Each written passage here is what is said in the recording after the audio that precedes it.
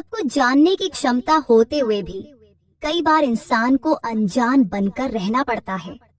सामर्थ्य पास होते हुए भी परिस्थितियों को सहना पड़ता है। पिछले 4 महीनों से राहु के साथ भी घटित हुआ है।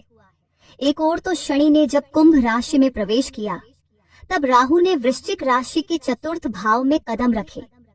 यहाँ उनका उद्देश्य सुख और स्थिरता का साम्राज्य गढ़ना था, लेकिन उस समय उनकी स्थिति मृत अवस्था में थी। मृत अवस्था का अर्थ है शक्ति होते हुए भी उसका प्रयोग न कर पाना। कलयुग के इस राजा को भी मानो विवश और असहाय होना पड़ा, और यही असहायता हमारे भीतर भी परिलक्षित हुई। जीवन में एक अजीब सी थकान, असमर्थता और बेचैनी हमें घेरे रही। ये स्थिति शुरू हुई 18 मई 2025 की शाम 7:35 से, जब राहु वृश्चिक राशि के चतुर्थ भाव में प्रवेश करते हैं। राहु का यह भाव वास्तव में उनके साम्राज्य का स्थान माना जाता है, किंतु उनकी मृतावस्था ने इस साम्राज्य की शक्ति को दबाकर रखा। ज्योतिष शास्त्र कहता है कि जब कोई ग्रह 24 से 30 अंश तक पहुंच जाता है, तब उसकी ऊर्जा शिथिल हो जाती है। यही कारण रहा कि इतने समय तक राहु की वास्तविक शक्ति हम तक नहीं पहुंच पाई। परंतु जैसे ही 2 सितंबर 2025 की तिथि आएगी, राहु 23वें अंश में प्रवेश कर जाएंगे और उनकी नींद टूटेगी। इस क्षण से उनका सकारात्मक और साम्राज्यवादी प्रभाव प्रकट होना शुरू होगा। ये प्रभाव केवल क्षणिक नहीं, बल्कि लंबे समय तक 5 दिसंबर 2026 तक स्थिर रहेगा। इस काल में जीवन की सीमाएं टूट जाएंगी, कोई बाउंड्री शेष नहीं रहेगी। जीवन का मैदान खुला होगा और हम वैसा खेल खेल पाएंगे जैसा हमने भीतर से चाहा है। यह वह समय होगा जब रुकावटों की दीवारें ढह जाएंगी। ग्रहों की प्रकृति को प्रायः हवा या हवा के झोंके से जोड़ा जाता है, पर राहु की प्रकृति इससे भिन्न है। राहु न तो हवा है और न ही हवा का झोंका, वह स्वयं एक तूफान है। और अब यह तूफान अपने प्रचंड वेग से हमारे जीवन को किस दिशा में ले जाएगा, ये वही जान पाएगा जो ध्यान से इसके संकेतों को समझेगा। तो दोस्तों, जानते हैं राहु की 10 प्रमुख प्रभाव के बारे में। लेकिन उससे पहले अगर आप चैनल पर नए हैं तो चैनल को सब्सक्राइब अवश्य करें और दिल से कमेंट में हर हर महादेव लिखें और वीडियो को लाइक करें और इस महत्वपूर्ण जानकारी को दोस्तों में शेयर करें। पहला प्रभाव, सुख समृद्धि और संपत्ति का विस्तार। 18 वर्षों के लंबे अंतराल के बाद राहु का चतुर्थ भाव में प्रवेश होना साधारण घटना नहीं है। ये वह क्षण है जब जीवन की जड़ें, घर, परिवार और संपत्ति नई मजबूती और नई दिशा पाती हैं। राहु का यह गोचर लगभग 1.5 वर्ष तक प्रभावी रहेगा और इसमें से 4 महीने पहले ही बीत चुके हैं। परंतु आने वाला समय आपके लिए वास्तविक परिवर्तन लेकर आएगा। इस अवधि में गृह संपत्ति से जुड़े हुए कार्य विशेष बल प्राप्त करेंगे। यदि आपके मन में लंबे समय से नया घर बनाने का, किसी पुराने मकान को बेचने का या भूमि निवेश का विचार चल रहा है, तो यह समय उन विचारों को साकार करने का है। राहु की ऊर्जा यहाँ पर स्थिर न रहकर सक्रिय होती है और यही सक्रियता आपके प्रयासों को गति प्रदान करेगी। ये प्रभाव केवल घर या जमीन तक सीमित नहीं रहेगा। परिवार की सुख समृद्धि, घर की रौनक और पारिवारिक संबंधों में संतुलन भी इस दौरान प्रबल होंगे। कई लोगों को ऐसा महसूस होगा मानो वर्षों से रुकी हुई चीजें अचानक से खुल गई हों। राहु आपके लिए अवसरों के नए द्वार खोलेंगे और 2026 तक यह काल आपके जीवन में स्थायी समृद्धि की नींव डाल सकता है। दूसरा प्रभाव, ज्ञान और शिक्षा का नया द्वार। चतुर्थ भाव केवल घर और सुख सुविधाओं का स्थान नहीं है, बल्कि यह शिक्षा, ज्ञान और आंतरिक समझ का भी प्रतिनिधि है।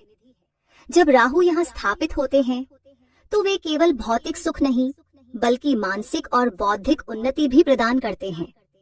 ये समय आपके लिए वैसा ही होगा जैसा समुद्र मंथन के समय राहु के लिए था। उस समय राहु की दृष्टि केवल अमृत कलश पर केंद्रित थी।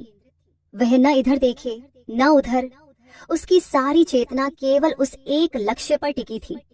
ठीक उसी प्रकार राहु की यह स्थिति आपको भी लक्ष्य पर स्थिर दृष्टि रखने की प्रेरणा देगी। इस अवधि में आपको ऐसा ज्ञान प्राप्त होगा जो सामान्य पुस्तकीय जानकारी से परे होगा। ये ज्ञान जीवन का दृष्टिकोण बदलेगा दिशा स्पष्ट करेगा और आपकी ऊर्जा को एक बिंदु पर केंद्रित करेगा। तीसरा प्रभाव, अष्टम भाव पर राहु की दृष्टि और रुकावटों से मुक्ति। जब राहु अपनी दृष्टि अष्टम भाव पर डालते हैं तो यह मानव जीवन में अचानक आने वाली एक गहन क्रांति की शुरुआत होती है। आठवां भाव वैसे तो बाधाओं, रहस्यों, छिपे हुए सत्य और मानसिक तनाव का प्रतीक माना जाता है। अक्सर यह घर व्यक्ति को उन रुकावटों से जोड़ देता है जो दिखाई तो नहीं देती, लेकिन भीतर ही भीतर हमें बांध कर रखती हैं। अब तक आपके जीवन में जो परिस्थितियां आपको एक जगह ठहरा रही थीं, राहु उन अदृश्य जंजीरों को तोड़ने का काम करेंगे। जो रास्ते अब तक बंद प्रतीत होते थे, वे अचानक खुलने लगेंगे। जीवन की कठिनाइयां आपके साहस की परीक्षा तो लेंगी, लेकिन यही राहु आपको वह शक्ति देंगे कि आप गिरकर भी दोबारा खड़े हों और पहले से ज्यादा मजबूत होकर आगे बढ़े। ये समय आपको एक बात समझाएगा कि ठहराव अब आपके जीवन की नियति नहीं है, बल्कि गति और प्रगति ही आपकी पहचान बनेगी। अष्टम भाव पर राहु की दृष्टि जीवन को नई दिशा देगी, कभी कठिन, कभी चुनौतीपूर्ण, लेकिन अंत में यही कठिनाइयां आपको और निखार कर बाहर लाएंगी। चौथा प्रभाव, दशम और द्वादश भाव पर दृष्टि का असर। दशम भाव आपके कर्म, कार्य क्षेत्र और समाज में पहचान का प्रतिनिधित्व करता है। राहु जब यहाँ दृष्टि डालते हैं तो ये आपको परंपरागत रास्तों से हटकर सफलता दिलाने की प्रेरणा देते हैं। हो सकता है कि आप अचानक कोई नया करियर अपनाएं या वही पुराना काम करते हुए भी एक अनोखा तरीका निकाल लें, जिससे लोग आपकी पहचान बनाने लगे। ये दृष्टि संकेत देती है कि आपका परिश्रम अब नई राह पर ले जाएगा। जहां लोग सोच भी नहीं सकते, वहां से आपके लिए अवसर निकलकर सामने आएंगे। राहु आपको यह विश्वास दिलाएंगे कि कभी कभी असफलता का रास्ता ही छिपी हुई सफलता की कुंजी बनता है। दूसरी ओर द्वादश भाव पर राहु की दृष्टि आपके भीतर छुपी हुई आध्यात्मिक प्यास को जागृत करेगी। ये प्यास केवल पूजा पाठ तक सीमित नहीं होगी, बल्कि आप अपने भीतर की गहराइयों को खंगालने लगेंगे। आपको लगेगा कि अब जीवन सिर्फ भौतिक सुखों तक सीमित नहीं है, बल्कि आत्मबल और आत्मज्ञान भी उतना ही जरूरी है। ये दृष्टि आपको यह समझाने आएगी कि व्यर्थ की उलझनों और झूठे मोह माया से बाहर निकलकर ही जीवन के नए आयाम तक पहुंचा जा सकता है। पांचवा प्रभाव, करियर में उन्नति और मान सम्मान। जब राहु की दृष्टि दशम भाव पर पड़ती है, तब कर्म और करियर का क्षेत्र असाधारण रूप से सक्रिय हो उठता है। ये वही स्थान है जहां सूर्य की ऊर्जा चमक बिखेरती है और राहु यहां आकर उसे और व्यापक बना देता है। परिणाम स्वरूप नाम, मान और प्रतिष्ठा का अवसर सामने आता है। राहु की यह दृष्टि केवल छोटे लक्ष्य नहीं देती, बल्कि ऊंचे पद और बड़े कार्यों को पूरा करने की क्षमता प्रदान करती है। यही कारण है कि यह समय विशेष रूप से उन लोगों के लिए लाभकारी रहेगा जो राजनीति, प्रशासन या समाज सेवा जैसे क्षेत्रों से जुड़े हैं। राजनीति में सफलता बिना राहु की कृपा के संभव ही नहीं मानी जाती, और अब यही राहु करियर की बुलंदियों तक ले जाने का कार्य करेंगे।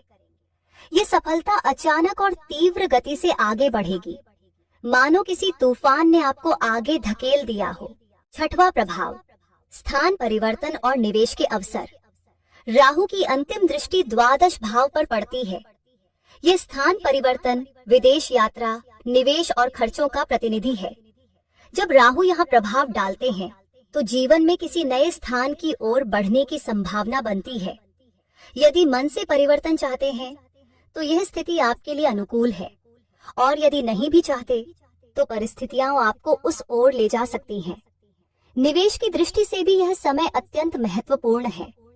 राहु अक्सर बड़े निवेश और अचानक मिलने वाले आर्थिक स्रोत प्रदान करते हैं। यदि धन की कमी या आरण जैसी समस्या है तो राहु इसके समाधान के लिए अप्रत्याशित अवसर ला सकते हैं। इसके अतिरिक्त विदेश से जुड़े कार्यों में भी लाभ की संभावना प्रबल है। कुल मिलाकर द्वादश भाव पर राहु की दृष्टि जीवन को नए अनुभवों और नए रास्तों की ओर ले जाएगी। सातवां प्रभाव, करियर और व्यवसाय में नई उड़ान। राहु की दृष्टि जब द्वादश भाव पर पड़ती है तो इसका असर उन लोगों पर विशेष होता है जो अस्पताल, रियल एस्टेट या विदेश से जुड़े कामों में सक्रिय हैं। इन क्षेत्रों में कार्यरत लोगों के लिए यह समय सफलता की नई सीढ़ियां चढ़ने का अवसर देगा। राहु की ऊर्जा केवल एक क्षेत्र तक सीमित नहीं रहती, चाहे नौकरी हो या व्यापार।